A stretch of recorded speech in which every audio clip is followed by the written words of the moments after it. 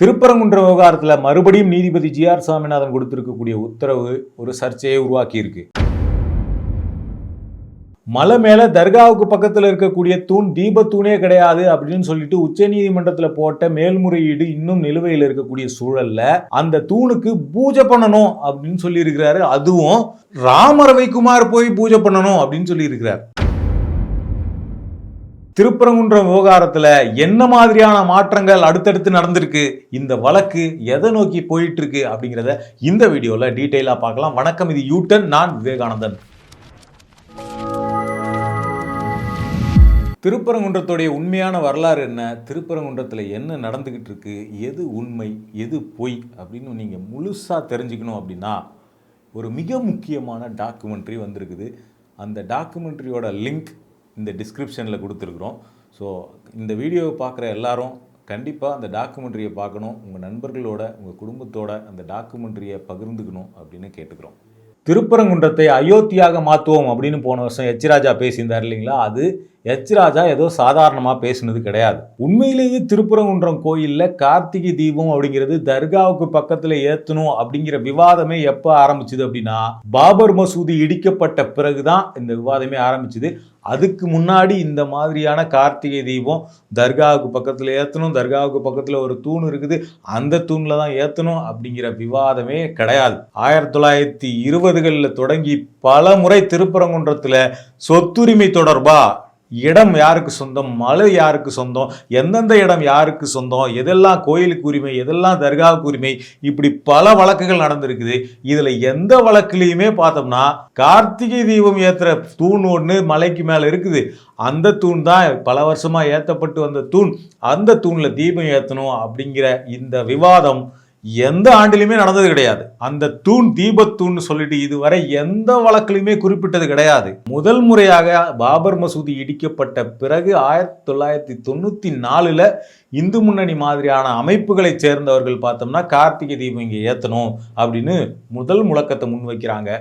அப்படி முன்வச்ச அப்பவே அவங்க முன்வச்ச இன்னொரு அன்அபிஷியலான முழக்கம் என்ன அப்படின்னா, இந்த மலை மேலே இருக்கக்கூடிய அந்த சிக்கந்தர் தர்கா அப்படிங்கிறது அது கோயில், அது தர்கா கிடையாது, அந்த தர்காவை அப்புறப்படுத்தணும் அப்படிங்கிறது, இந்த தீபம் ஏற்றணும் அப்படின்னு கோரிக்கை முன்வச்ச அப்பவே கூடுதலாக முன்வைக்கப்பட்ட அன்அபிஷியல் முழக்கம். ஸோ பாபர் மசூதியில் என்ன நடந்ததோ அதே பேட்டர்ன்ல தமிழ்நாட்டில் மதுரையை மையப்படுத்தி நாம ஒரு ப்ராஜெக்டை செய்யணும் அப்படின்னு சொல்லிட்டு மதவாத அமைப்புகள் சேர்ந்து முன்னெடுத்த முழக்கம் தான் திருப்பரங்குன்றத்தில் சிக்கந்தர் தர்காவை குறிவைத்து நடக்கிற அரசியல். இந்த அரசியலை போன வருஷத்துல இருந்து இந்துத்துவ அமைப்புகள் ரொம்ப தீவிரமா, குறிப்பா இந்து முன்னணி மாதிரியான அமைப்புகள் ரொம்ப தீவிரமா முன்னெடுக்க ஆரம்பிச்சிருக்கிறாங்க அப்படிங்கிறது தான் மதுரையில் இன்னைக்கு எப்பவும் இல்லாத அளவுக்கு இன்னைக்கு மத நல்லிணக்கத்துக்கு சவால் விடப்பட்டிருக்கும் சூழல் அப்படிங்கிறது உருவாகிருக்கு. அதுல முதல்ல கை வச்சது எங்க அப்படின்னு பார்த்தோம்னா, பல ஆண்டுகளாக அந்த மலையில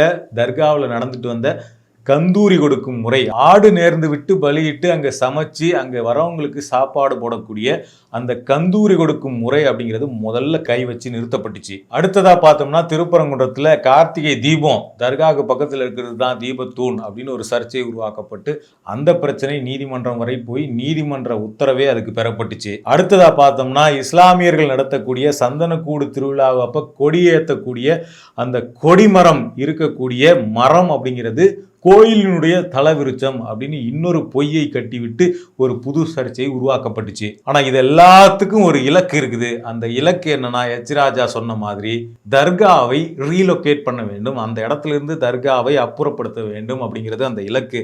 அந்த இலக்கோடு அவங்களோட அஜெண்டா முடிவு பெற போறதில்லை. ஏன்னா தர்காவை அப்புறப்படுத்துவதன் வழியாக மதுரை மண்ணில் ஒரு மத பதற்றத்தை, மத ரீதியிலான பிளவை உருவாக்க வேண்டும் என்பதற்காக மதவாத சக்திகள் இவ்வளோ வேலையை பண்ணிட்டு இருக்காங்க. ஸோ இப்படி இவ்வளோ விஷயம் நடந்துட்டு இருக்கக்கூடிய இந்த சூழல்ல தான் பார்த்தோம்னா மதுரை உயர்நீதிமன்றத்தில் கார்த்திகை தீபம் திருப்பரங்குன்றம் மலை மீதுள்ள தர்கா பக்கத்தில் இருக்கக்கூடிய தூண், அந்த தூண் தான் தீபத்தூண், அதில் தான் ஏற்றப்பட வேண்டும், கோயில் தேவஸ்தானம் இதை ஏற்றியே ஆக வேண்டும் அப்படின்னு ஒரு வித்தியாசமான உத்தரவை நீதிபதி ஜி.ஆர். சாமிநாதன் கொடுத்தார். அதாவது கோயில் நிர்வாகம் நாங்கள் தீபம் ஏற்றுற வழக்கமே கிடையாது, அந்த தூணில் அது தீபத்தூணே கிடையாது, அதுக்கான ஆதாரம் இல்லை, ஏற்கனவே நாங்கள் ஒரு இடத்துல தீபம் ஏற்றிக்கிட்டு இருக்கோம், உச்சி பிள்ளையார் கோயில் பக்கத்தில். இதில் தான் காலங்காலமாக ஏற்றுற வழக்கம் இருக்குது. இங்கே ஏற்றிக்கிட்டு வரும்போது எதுக்காக எங்களை மாற்றி இன்னொரு இடத்துல ஏற்ற சொல்கிறீங்க அப்படின்னு சொல்லிட்டு அதை ஏற்றுற வழக்கமே இல்லை, முடியாதுன்னு சொல்கிறாங்க. அரசாங்கம் முடியாதுன்னு சொல்லுது, இந்து அறநிலைத்துறை முடியாதுன்னு சொல்லுது, கோயில் அர்ச்சகர்கள் முடியாதுன்னு சொல்கிறாங்க. ஆனால் நீதிபதி ஜி.ஆர். சாமிநாதன், ராம ரவிக்குமார் ஒரு பக்தர், அவர் கேட்குறார், பக்தருடைய கோரிக்கைக்கு நாங்கள் மதிப்பளிச்சே ஆகணும், கோயிலும் மதிப்பளிச்சே ஆகணும். அதனால ராம ரவிக்குமாருங்கிற அந்த ஒரு பக்தருடைய கோரிக்கைக்கு மதிப்பளித்து கண்டிப்பாக நீங்கள் தீபம் ஏற்றி ஆகணும் அப்படின்னு உத்தரவு போட்டார். அதுவும் பார்த்தோம்னா நாளைக்கு கார்த்திகை தீபம்னா இன்னைக்கு உத்தரவு போட்டுட்டு நாளைக்கு கண்டிப்பாக ஏற்றியே ஆகணும் அப்படின்னு ஒரு உத்தரவு கொடுத்தார். எப்படிப்பட்ட சூழல் அப்படின்னு பார்த்தோம்னா, ஒரு கோயில் நிர்வாகம் முடியாதுன்னு சொல்கிறாங்க, அரசாங்கம் முடியாதுன்னு சொல்கிறாங்க, இவ்வளோ தரப்பு இருக்குது. அங்கே ஏற்றுறது வழக்கம் கிடையாது, இது ஆகம விதிகளுக்கு எதிரானது அப்படின்னு சொல்லக்கூடிய தரப்புலாம் இருக்குது. அவங்களுக்கு மேல்முறையீடு செய்வதற்கு கூட கால அவகாசம் கொடுக்காம நீங்கள் கண்டிப்பாக தீபம் ஏற்றி ஆகணும், அதுவும் நாளைக்கு சாயந்தரம் 6 மணிக்கு ஏற்றலைன்னா நான் கண்டெம்ட் நடவடிக்கை எடுப்பேன் அப்படிங்கிற ஒரு முன்னாடியே இதுக்கான அச்சுறுத்தலை கொடுத்து அவர் ஒரு தீர்ப்பு கொடுத்திருந்தார். அடுத்த நாள் அரசாங்கம் அங்கே ஒரு பதட்டமான சூழல் இருக்குது, ஒரு பெரிய கூட்டம் திரண்டு இருக்குது. இந்த கூட்டத்தை அப்படியே அலோவ் பண்ணோம்னா இங்கே ஒரு பெரிய கலவர சூழல் வெடிக்கிற அபாயம் இருக்குது, அதனால் நாங்கள் 144 போடுறோம் அப்படின்னு அறிவித்து இந்த இடத்துல தீபம் ஏற்ற முடியாது, நாங்கள் மேல்முறையீடு செய்ய போகிறோம் அப்படின்னு அறிவித்தாங்க. உடனடியாக அவர் நீதிமன்றத்தில் என்ன சொல்கிறாருன்னா, தீபம் ஏற்றலைன்னா ராம ரவிக்குமார் கோயில் ஏற்ற முடியாதுன்னு சொல்லுதா, ராம ரவிக்குமாரை அனுப்பி சிஆர்பிஎஃப் படையினரை கூட அனுப்பி தீபம் ஏற்ற நான் வைப்பேன் அப்படின்னு சொல்லிட்டு அடுத்த நாளே உத்தரவு போடுறார். அப்போ மீண்டும் காவல்துறை அதுக்கு மறுக்கிறாங்க, இந்த சூழலில் இதை அனுமதிக்க முடியாது, நாங்கள் மேல்முறையீடு போகிறோம் அப்படின்னு சொல்லிட்டு சிஆர்பிஎஃப் படையினரை திருப்பி அனுப்புகிறாங்க. ஸோ இதெல்லாம் நடந்த பிறகு அவர் என்ன பண்ணுறாருன்னா, நீதிமன்ற உத்தரவை மதிக்கவில்லை, நீதிமன்ற உத்தரவை மீறி இருக்கிறார்கள், நடைமுறைப்படுத்தவில்லை அப்படின்னு சொல்லிட்டு மாவட்ட கலெக்டர், காவல்துறை அதிகாரிகள், கோயில் நிர்வாகம், இப்படி பல பேர் மேலே கண்டெம்ட் வழக்கு நீதிபதி ஜி.ஆர். சாமிநாதன் கையில் போகுது. அதாவது நீதிமன்றத்தை இவர்கள் எல்லாம் அவமதித்திருக்கிறார்கள், இவர்கள் மீது தண்டனை நடவடிக்கை எடுக்க வேண்டும் அப்படிங்கிற வழக்கு. அந்த வழக்கு தான் இப்போ சமீபத்தில் விசாரணைக்கு வந்தது. இதுக்கு முன்னாடியே பார்த்தோம்னா திருப்பரங்குன்றம் விவகாரத்தில் நீதிபதி ஜி.ஆர். சாமிநாதன் கொடுத்த உத்தரவுக்கு எதிராக மேல்முறையீடு பண்ணி அது 2 நீதிபதிகள் அமர்வுக்கு போய் மதுரை நீதிமன்றத்திலேயே பார்த்தோம்னா அந்த 2 நீதிபதிகள் அமர்வு மீண்டும் ஜி.ஆர். சாமிநாதன் உத்தரவை உறுதிப்படுத்தினாங்க. அதில் ஒரே ஒரு மாற்றம் இருந்தது. அது என்ன அப்படின்னா, அடுத்த கார்த்திகை தீபத்தில் போய் தீபம் ஏற்றணும் அப்படின்னு சொல்லிட்டு அதில் கோயில் நிர்வாகம் ஒரு டீமை செலக்ட் பண்ணி அவங்க மட்டும் போய் தீபம் ஏற்றினா போதுமானது, பொதுமக்களையோ மற்ற 3ஆம் நபர்களையோ யாரையும் அனுமதிக்க தேவையில்லை அப்படிங்கிற உத்தரவை அதில் கொடுத்துருந்தாங்க. ஸோ அந்த உத்தரவை எதிர்த்தும் இப்போ மேல்முறையீடு அப்படிங்கிறது உச்ச நீதிமன்றத்தில் செய்யப்பட்டிருக்கு. ஏன் அப்படின்னா, அது தீபத்தூணே கிடையாது, அது ஒரு சர்வேக்கல். அதாவது ஆங்கிலேயர் காலத்தில் இந்திய வரைபடத்தை உருவாக்குவதற்காக நடந்த ட்ரிக்னாமெட்ரிக்கல் சர்வே எடுப்பதற்காக வைக்கப்பட்ட சர்வேக்கள் தான் அது. இதுக்கான பிரிட்டிஷ் காலத்து ஆவணங்கள் இருக்குது. திருப்பரங்குன்றம் மலை மேலே 2 சர்வே ஸ்டேஷன்ஸ் அப்படிங்கிற அந்த சர்வே தூண் இருப்பதற்கான எக்ஸாக்டான ஆவணங்கள் இருக்குது அப்படின்னு சொல்லிட்டு உச்சநீதிமன்றத்தில் மேல்முறையீடு அப்படிங்கிறது செய்யப்பட்டு அது இன்னும் நிலுவையில் இருக்குது. அப்போ இந்த சூழலில் இவர் விசாரிக்கக்கூடிய வழக்கு, ஜி.ஆர். சாமிநாதன் விசாரிக்கக்கூடிய வழக்கு அப்படிங்கிறது அவர் கொடுத்த தீர்ப்பை ஏன் நடைமுறைப்படுத்தாததுக்கு உங்கள் மேலே தண்டனை கொடுக்க போகிறேன், நீங்கள் நீதிமன்றம் அவமதிப்பு பண்ணியிருக்கீங்க அப்படிங்கிற வழக்கு. அப்போ இந்த வழக்கை விசாரிக்கும் போது அவர் மறுபடியும் இன்னொரு புது ரிச்சுவலை கிரியேட் பண்ணுறார். இதுதான் இங்கே சர்ச்சையை உருவாக்கியிருக்கு. நீதிமன்ற அவமதிப்பு வழக்குனா அவமதிப்பு குற்றத்துக்கான விஷயம் என்னவோ அதை மட்டும்தான் பேசணும். ஆனால் இவர் என்ன சொல்கிறாருன்னா, ஏற்கனவே அது தீபத்தூணே இல்லைன்னு தான் இன்னும் மேல்முறையீடில் ஒரு வழக்கு இருக்குது. ஆனால் அதே கல்லுக்கு போயிட்டு நீங்கள் பூஜை பண்ணணும் ஒரு 5 பேரை அனுப்பி அப்படின்னு உத்தரவு போடுறார். அப்போ இந்த உத்தரவு அவர் போடுறதுக்கு முன்னாடி இந்த வழக்கில் அரசு தரப்புலேருந்து அதிகாரிகள் ஆஜராகி என்ன சொல்கிறாங்கன்னா, அந்த சமயத்தில் ரொம்ப கலவர சூழல் ஏற்படுற மாதிரி இருந்தது, வழக்கத்துக்கு மாறாக நிறைய பேர் அங்கே கூடிட்டாங்க, அதனால் அந்த இடத்துல எந்த பதட்டமும் நடந்துடக்கூடாது, எந்த சிக்கலும் வந்துடக்கூடாது. இன்றைக்கி நம்ம சொல்லலாம் ஏன் நீங்கள் ஏற்ற உள்ளன்னு சிம்பிளாக கேட்கலாம், ஆனால் அன்றைக்கி அங்கே இருந்த சூழல் அப்படிங்கிறது ரொம்ப மோசமான சூழல், அதை நாங்கள் தடுக்க வேண்டிய அவசியத்தில் இருந்தோம். ஏன்னா லா அண்ட் ஆர்டரை பாதுகாக்க வேண்டிய கடமை எங்களுக்கு இருக்குது, அதுக்காக நாங்கள் 144 போட்டோம் அப்படிங்கிற பதிலை அரசு தரப்புலேருந்து சொல்கிறாங்க. அது மட்டும் இல்லாமல் கோயில் நிர்வாகம் தரப்புலேருந்து ஏன் நீங்கள் தீபம் ஏற்றலை அப்படின்னு கேட்கும்போது அவங்க என்ன சொல்கிறாங்க அப்படின்னா, கோயிலினுடைய ஸ்தானிகர்கள் பட்டர்கள் என்ன சொல்கிறாங்கன்னா, தீபம் ஏற்றுறது அப்படிங்கிறது 2 இடத்துலலாம் ஏற்ற முடியாது, ஏற்கனவே ஏற்றிக்கிட்டு இருக்க இடம் தான் பாரம்பரியமாக தீபம் ஏற்றுற இடம், இன்னொரு இடத்துல புதுசாக ஏற்றணும், மலை மேலே போயிட்டு ஒரு கல்லில் போய் ஏற்றணும் அப்படிங்கிறது ஆகம விதிகளுக்கும் கோயிலினுடைய மரபுக்கும் எதிரானதாக இருக்கும் அப்படின்னு கோயிலினுடைய பட்டகர்கள் ஸ்தானிகர்கள் சொன்னதுனால கோயில் நிர்வாகம் இதுக்கு அப்பீல் போகிறதுக்கான யோசனையில் பேச்சுவார்த்தையில் இருந்தது. அதனால தான் தீபம் ஏற்ற முடியல அப்படிங்கிற வாதத்தை கோயில் நிர்வாகம் தரப்புலேருந்து வச்சாங்க. ஆனால் நீதிபதி ஜி.ஆர். சாமிநாதன் அதில் என்ன சொன்னார் அப்படின்னா, நான் கேரவன் மேகசினில் ஒரு ஆர்டிக்கல் படித்தேன். அந்த ஆர்டிக்கலில் அங்கே இருந்த போலீஸ் ஆஃபீஸர் என்ன சொல்கிறார் அப்படின்னா, எங்களால் உங்களை அலோவ் பண்ண முடியாது, இதுக்காக என்ன கான்சிக்வன்சஸ் வந்தாலும் அதை நான் ஃபேஸ் பண்ண தயாராக இருக்கிறேன், we are ready to face the consequences அப்படின்னு சொல்கிறாரு. அதை படித்தோடனே நான் அதிர்ச்சி ஆயிட்டேன் அப்படின்னு சொல்லிட்டு கேரவன் மேகசினில் கட்டுரையை சுட்டி காட்டுறார். அது மட்டும் இல்லாமல் இன்னொரு விஷயம், இது லைவ்லாவில் வந்திருக்குது. என்ன அப்படின்னா, நீதிபதி சொல்கிறார், இந்த வழக்கில் நிறைய பார்ட்டி இருக்கிறாங்க, டிஃப்ரெண்ட் பார்ட்டிஸ் இருக்கிறாங்க, அதில் தர்கா தரப்பு அப்பீலுக்கு போகிறோம் அப்படின்னு சொன்னால் கூட, அப்பீல் பண்ணியிருந்தா கூட அது இட் வுட் மேக் சென்ஸ். ஆனால் அரசு அப்பீலுக்கு போகிறது அப்படிங்கிறது ஒரு அட்ராஷியஸ் அப்படிங்கிறார். தர்கா தரப்பு போனால் பரவாயில்ல, அரசு எதுக்கு போகணும்? அதாவது இந்த விஷயம் கோயிலுக்கும் தர்காவுக்கும் நடக்கிற சிக்கலாக ஜி.ஆர். சாமிநாதன் சொல்றார். இந்த விஷயத்தை அப்படிதான் புரிஞ்சிக்க முடியுது. ஆனா ஒரிஜினலாக இந்த விஷயம் கோயிலுக்கும் தர்காவுக்கும் இருக்கிற சிக்கல் மட்டும் கிடையாது. கோயிலினுடைய மரபுக்கு எதிராக அரசியல் அமைப்பை சேர்ந்தவர்கள், இந்துத்துவ அரசியல் அமைப்பை சேர்ந்தவர்கள் கோயில் மரபுக்கு எதிராக ஒரு உத்தரவை கேட்கிறாங்க. ஆக கோயில் மரபுக்கு எதிரான ஒரு விஷயம் அப்படிங்கிறது பக்தர்களுக்கு எதிரான விஷயம், மக்களுக்கு எதிரான விஷயம். அப்போ மக்களுடைய பக்தர்களுடைய கோரிக்கைக்கு செவிமடுக்க வேண்டியது அரசாங்கத்தினுடைய கடமை. கோயில் மரபையும் மக்களினுடைய உணர்வையும் பாதுகாக்க வேண்டியது அரசாங்கத்தினுடைய கடமை. இதையெல்லாம் தாண்டி இரண்டு மதத்தை சேர்ந்தவர்களுக்கு இடையே ஒரு பதட்டத்தையும் கலவரத்தையும் உருவாக்குவதற்கான வேலை இந்த திருப்பரங்குன்றம் விவகாரத்தை வச்சு நடத்தப்பட்டுக்கிட்டு இருக்கு. இதை தடுத்து தமிழ்நாட்டின் மத நல்லிணக்கத்தை பாதுகாக்க வேண்டியது ஒரு அரசாங்கத்தினுடைய முக்கியமான கடமை. இதுக்காக அரசாங்கம் அப்பீல் போகுது. இது எப்படி அட்ராசியஸா இருக்க முடியும்? இதே வழக்குல ஏற்கனவே நடந்த என்கொயரியில இதை சொல்லியிருக்கிறார். அடுத்ததா பார்த்தோம்னா, இந்த விவகாரத்துல அரசு அதிகாரிகள் தரப்புல மூத்த வழக்கறிஞர் இவர் விகாஸ் சிங் ஆஜராயிருந்தார். இவர் தான் ஏற்கனவே இந்த 2 நீதிபதிகள் விசாரணை முன்னாடி பார்த்தோம்னா ஜி.ஆர். சாமிநாதன் அவர்களை பற்றி பேசும்போது அவர் அரசியலில் தேர்தலில் நிற்க போகிறாரா என்னன்னு தெரில அப்படின்ற ஒரு கமெண்ட்டை சொல்லியிருந்தார். அவர் இந்த வழக்கில் ஜி.ஆர். சாமிநாதன் முன்னாடியே ஆஜராகி அவர் என்ன சொல்லியிருந்தார் அப்படின்னா, இந்த விவகாரத்தில் கண்டெம்ப்டே நீங்கள் எடுக்க முடியாது. ஏன் அப்படின்னா, நீங்கள் கொடுத்த ஆர்டர் அப்படிங்கிறது அடுத்ததாக 2 நீதிபதிகள் ஆர்டர்னால மாற்றப்பட்டுடுச்சு. உங்களோட ஆர்டரை மாற்றி தான் அவங்க இன்னொரு ஆர்டரை கொடுத்துருக்குறாங்க. ஏற்கனவே இந்த வழக்கு அப்படிங்கிறது 2 நீதிபதி டிவிஷன் பெஞ்ச் முன்னாடி மெர்ஜர் செய்யப்பட்டுடுச்சு.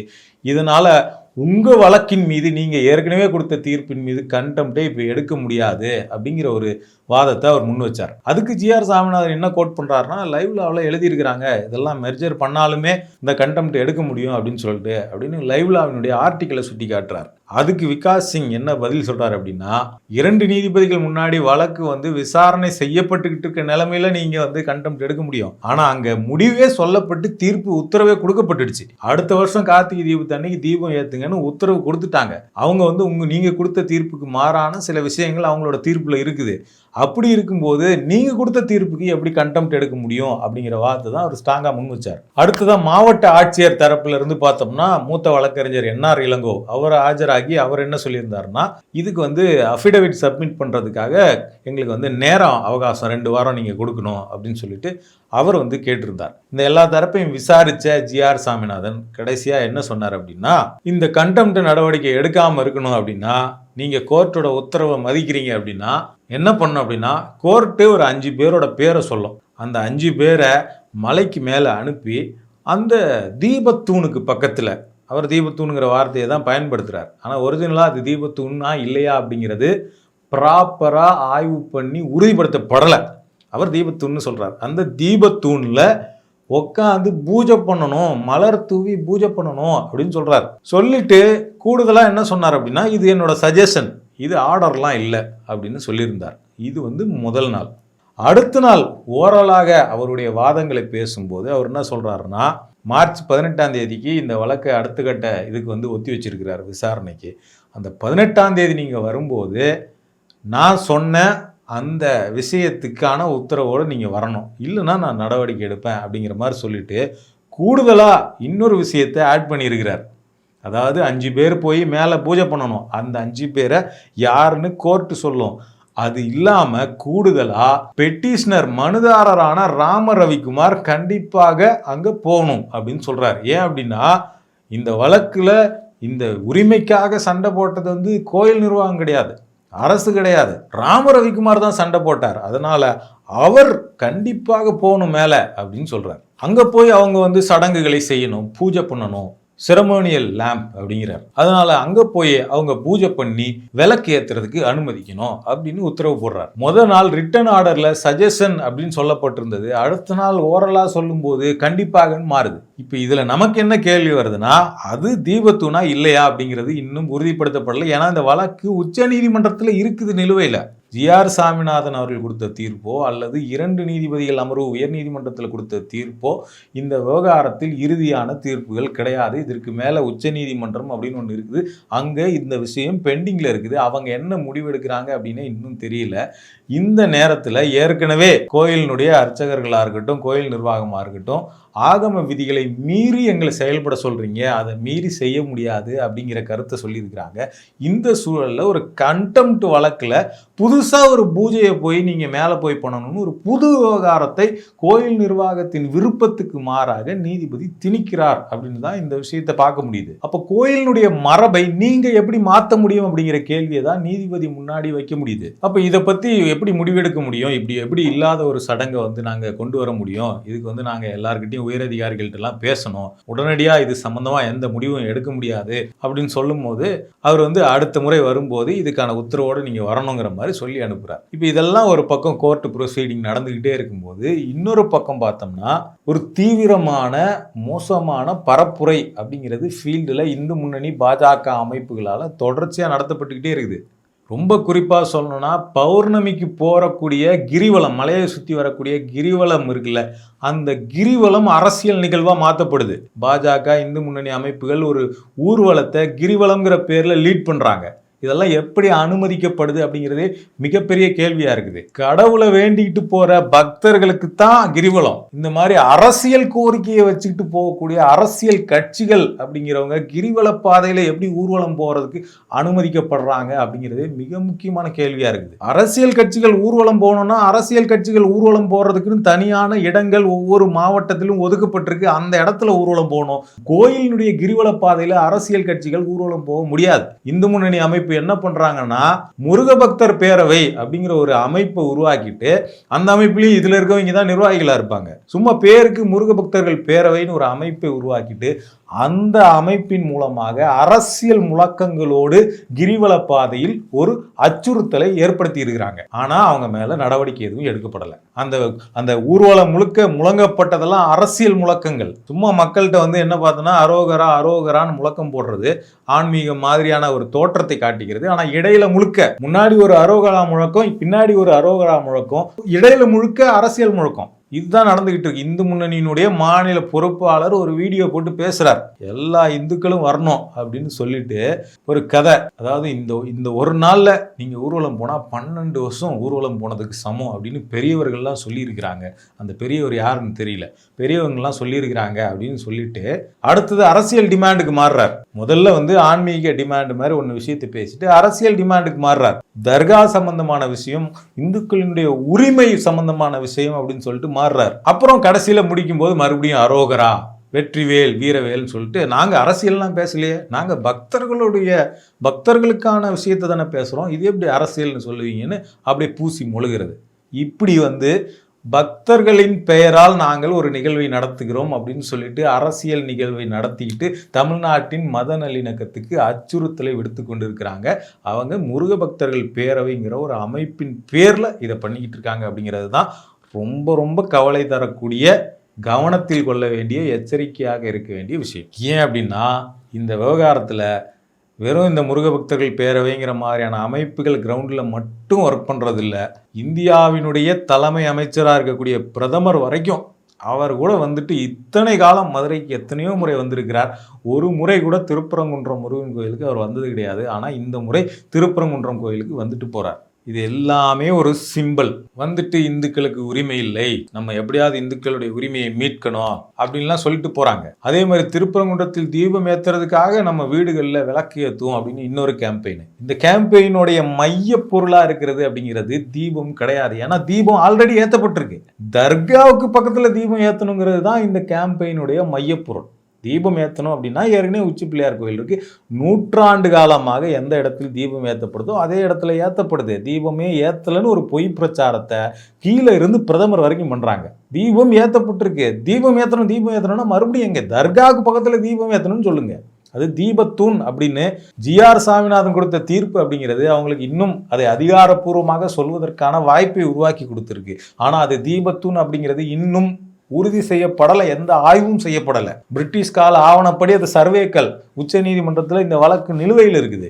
ஜிஆர் சாமிநாதன் அவர்கள் கொடுத்த தீர்ப்போ மதுரை உயர்நீதிமன்றம் கொடுத்த தீர்ப்போ இப்போது நடைமுறையில் இருக்குது. ஆனா அது இறுதி தீர்ப்பு கிடையாது. அதுல தீபத்தூண் அப்படின்னு எந்த அடிப்படையில் சொல்லப்பட்டது அப்படிங்கிற கொஸ்டின் உச்ச நீதிமன்றத்தில் எழுப்பப்பட இருக்குது. இப்ப இவ்வளவும் இருக்கும்போது இங்க ஒரு தீவிரமான தமிழ்நாட்டை மத அச்சுறுத்தலில் உள்ளாக்கக்கூடிய ஒரு அரசியல் வேலை அப்படிங்கிறது திருப்பரங்குன்றத்தை மையப்படுத்தி நடந்து கொண்டிருக்கிறது அப்படிங்கிறது தான் நாம் கவனத்தில் கொள்ள வேண்டிய முக்கியமான விஷயமா இருந்துகிட்டு இருக்கு.